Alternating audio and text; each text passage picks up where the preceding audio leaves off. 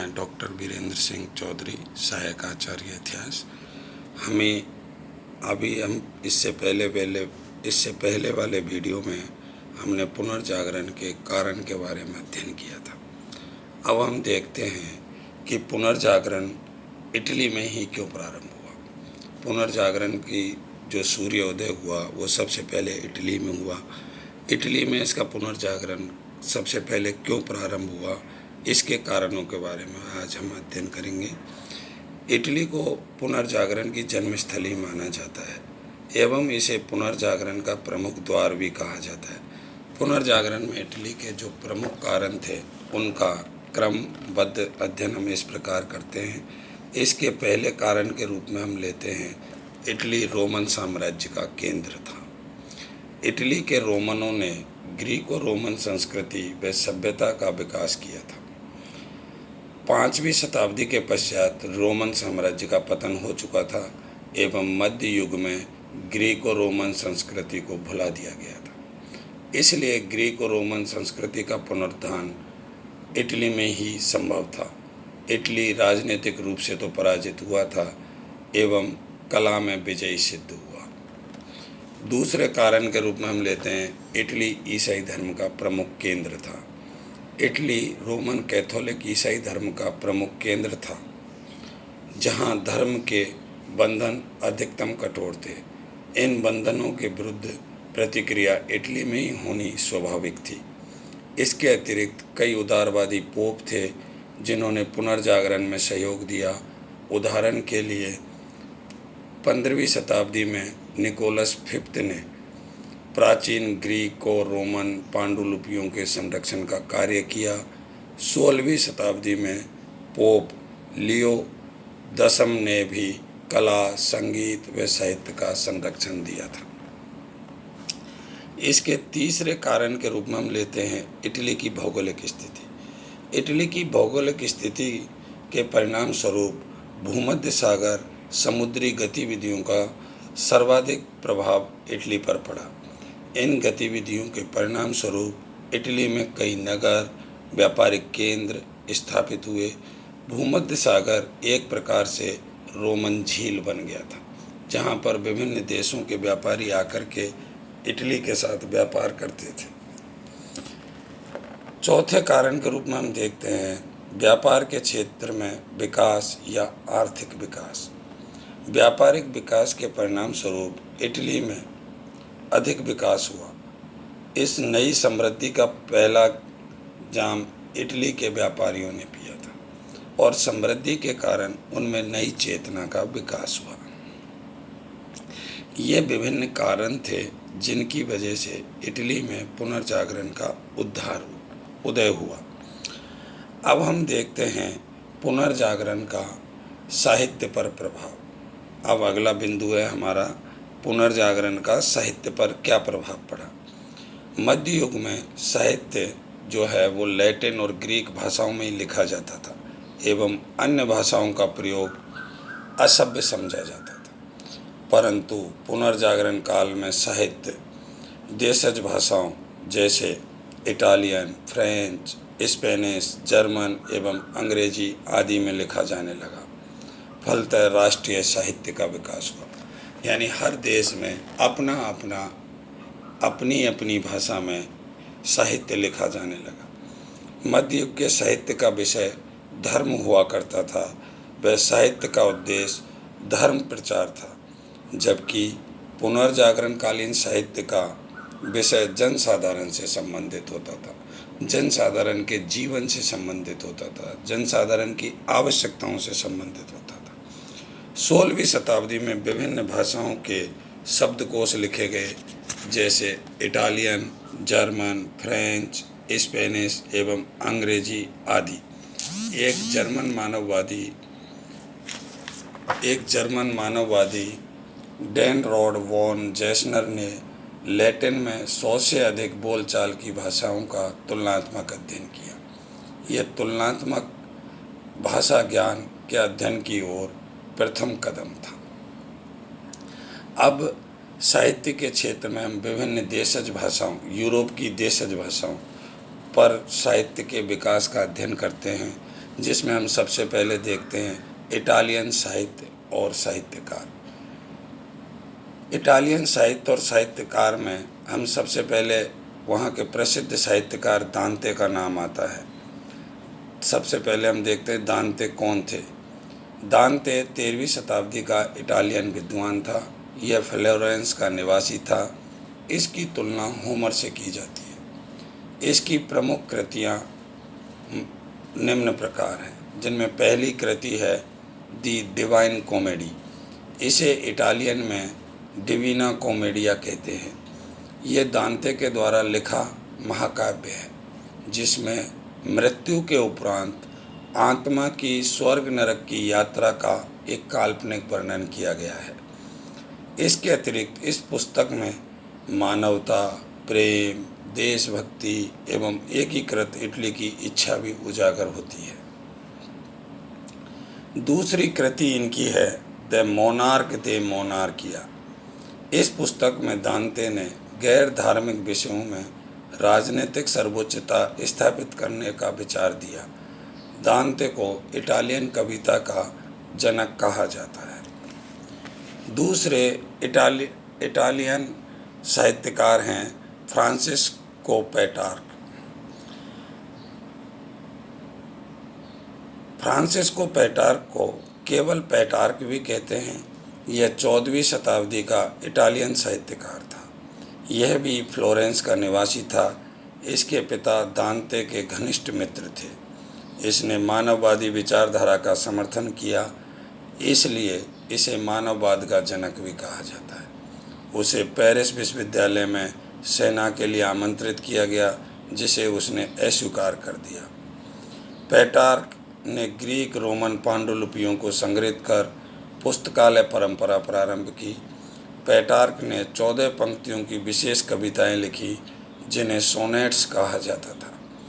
Petrarch को आधुनिक पुरुष एवं पुनर्जागरण का पिता भी कहा जाता है।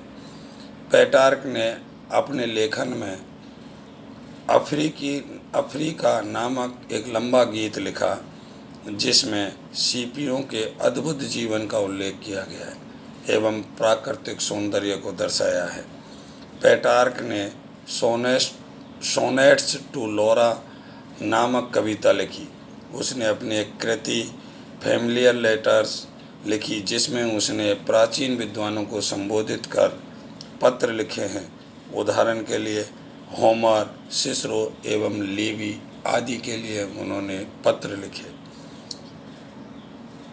लाइफ ऑफ इलेक्ट्रिशियस मैन, इस कृति में पेट्रार्क ने रोमन साम्राज्य की 31 महान विभूतियों का वर्णन किया है।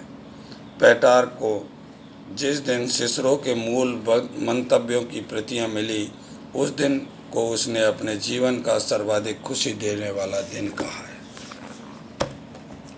अब तीसरे विद्वान हैं इटालियन साहित्य के गियोवेनी बोकेचियो।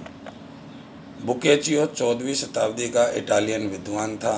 यह पेट्रार्क का शिष्य एवं मित्र था। उसे लैटिन गद्य साहित्य का जनक कहा जाता है। इसकी प्रमुख कृति है डेकामेरन। यह 100 हास्य कहानियों का संग्रह है। डेकामेरन 100 हास्य कहानियों का संग्रह है, जिसमें समकालीन समाज एवं चर्च पर व्यंग्यात्मक टिप्पणियाँ की गई हैं। यह कृति जनसाधारण से संबंधित है। अगले विद्वान हैं एरियोस्टो।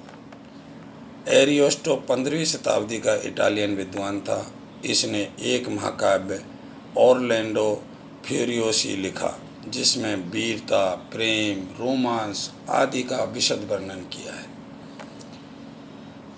अगले महत्वपूर्ण विद्वान हैं इटालियन साहित्य के निकोलो मैकियावेली। इसे आधुनिक चाणक्य भी कहा जाता है। यह 15वीं शताब्दी का इटालियन राजनीतिक विचारक था। इसकी प्रमुख कृतियों में है द प्रिंस। प्रिंस की तुलना कौटिल्य के अर्थशास्त्र से की जाती है। द आर्ट ऑफ वार दूसरी पुस्तक है इनकी, द आर्ट ऑफ वार। इसमें युद्ध की व्यर्थता का उल्लेख है। तीसरी पुस्तक है इनकी मेंडारा गोला। ये इटालियन नाटक भी इन्होंने लिखा। चौथी पुस्तक है इनकी द हिस्ट्री ऑफ फ्लोरेनाइट रिपब्लिक। यह इसके द्वारा रचित ऐतिहासिक ग्रंथ है। अगली पुस्तक है इनकी डिस्कवरी ऑफ लिवी। इस ग्रंथ में मैकियावेली ने प्राचीन रोमन गणराज्य को हमेशा के लिए आदर्श माना है। अगले विद्वान हैं इटालियन साहित्य के लोरेंजो वाला। इसे ऐतिहासिक आलोचना का जनक कहा जाता है। इन्होंने डोनेशन ऑफ कॉन्स्टेंटाइन नामक पुस्तक की आलोचना की और कहा कि इतिहास लेखन में दंत कथाओं की जगह तथ्यों को महत्व दिया जाना चाहिए। अब हम देखते हैं फ्रांसीसी साहित्य एवं साहित्यकार। फ्रांसीसी साहित्य एवं साहित्यकार में सबसे पहले हम देखते हैं फ्रैंकोइस रेवेनाइज। फ्रांसीसी साहित्यकार फ्रैंकोइस रेवेनाइज, इसके साहित्य में एडिथ सेल ने प्यास कहा है। यह 15वीं शताब्दी का फ्रांसीसी विद्वान था जिसने विशेषतः फ्रांसीसी गद्य साहित्य लिखा। इसने गद्य साहित्य को उपन्यास पद्धति में लिखना प्रारंभ किया। इनकी प्रमुख कृति है पेंटागुएल एंड मर्गंतुआ। यह ग्रंथ फ्रांस के पेंटागुएल और गरगंतुआ नामक विद्वानों पर लिखा है। रेवेलोज ये दूसरे फ्रांसीसी विद्वान हैं। इन्होंने समकालीन शिक्षा पद्धति की कड़ी आलोचना की। दूसरे विद्वान हैं फ्रांसीसी साहित्य के मोंटेन। ये 16वीं शताब्दी का फ्रांसीसी विद्वान था जिसने कई विषयों जैसे प्रेम, राजनीति एवं युद्ध आदि पर निबंध लिखे। इसे फ्रांस की दृष्टि से प्रथम आधुनिक पुरुष एवं बाल्तेयर का अग्रदूत कहा जाता है। किसको? मोंटेन को। तीसरे फ्रांसीसी विद्वान हैं मोत्ते। यह भी एक फ्रांसीसी निबंधकार था। इसने कई विषयों पर निबंध लिखे। इसने कहा कि कई पराजय बड़ी विजय से बढ़कर होती है। अब हम देखते हैं अंग्रेजी साहित्य एवं साहित्यकार। अंग्रेजी साहित्यकारों में सबसे प्रमुख जो नाम आता है वो आता है जेफरी चौसर का। जेफरी चौसर 14वीं शताब्दी का अंग्रेजी विद्वान था। इसे अंग्रेजी साहित्य का होमर कहा जाता है। ये बुकेचियो से प्रभावित था। इसने अंग्रेजी में सोनेट्स भी लिखे। इसे अंग्रेजी कविता का जनक भी कहा जाता है। इसकी प्रमुख कृति हैं कैंटरबरी टेल्स। कैंटरबरी टेल्स, इसमें उसने कैंटरबरी में सेंट थॉमस तीर्थ स्थल की यात्रा करने वाले 30 यात्रियों के गुण दोषों का वर्णन किया है। दूसरे अंग्रेजी साहित्यकार हैं थॉमस मूर। थॉमस मूर 15वीं शताब्दी का अंग्रेजी साहित्यकार था। इसके प्रमुख ग्रंथों में यूटोपिया प्रमुख ग्रंथ है। यूटोपिया यह एक काल्पनिक ग्रंथ है जो लैटिन में लिखा गया, परंतु इसे अंग्रेजी में अनुवादित किया गया। इस ग्रंथ में इसने एक आदर्श समाज और राज्य की कल्पना की है। थॉमस मूर की अन्य कृतियां हैं अपोलॉजी और डायलॉग। इनमें उसने मानव भावों को वर्णित किया है।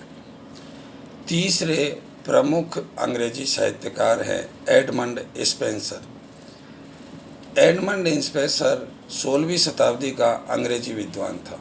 इसकी प्रमुख कृति है फेरी क्यून। इसमें एडमंड स्पेंसर ने इस पुस्तक के नायक राजकुमार ऑर्थर के गुण दोषों का वर्णन किया है। पांचवें अंग्रेजी साहित्यकार हैं फ्रांसिस बेकन। फ्रांसिस बेकन 16वीं शताब्दी का अंग्रेजी विद्वान था। उसकी प्रमुख कृतियों में हैं द एडवांसमेंट ऑफ लर्निंग एवं द न्यू अटलांटिस। इन पुस्तकों में उसने विज्ञान के अध्ययन पर बल दिया, इसलिए उसे आधुनिक विज्ञान का जनक कहा जाता है। बेकर ने कई निबंध भी लिखे, उनमें से एक है ऑफ स्टडी। अगले अंग्रेजी विद्वान हैं विलियम शेक्सपियर। विलियम शेक्सपियर 16वीं शताब्दी का विश्व का महान अंग्रेजी साहित्यकार था। इसने लगभग 40 नाटक एवं कई कविताएं लिखी। इसके नाटकों में प्रमुख है the Tempest, Macbeth, merchant, much about nothing, merchant of Venice, helmet एवं रोमियो एंड जूलियट है, जो आज भी प्रासंगिक है। इसके अधिकतम नाटक दुखांत हैं। ये प्रमुख अंग्रेजी साहित्यकार थे।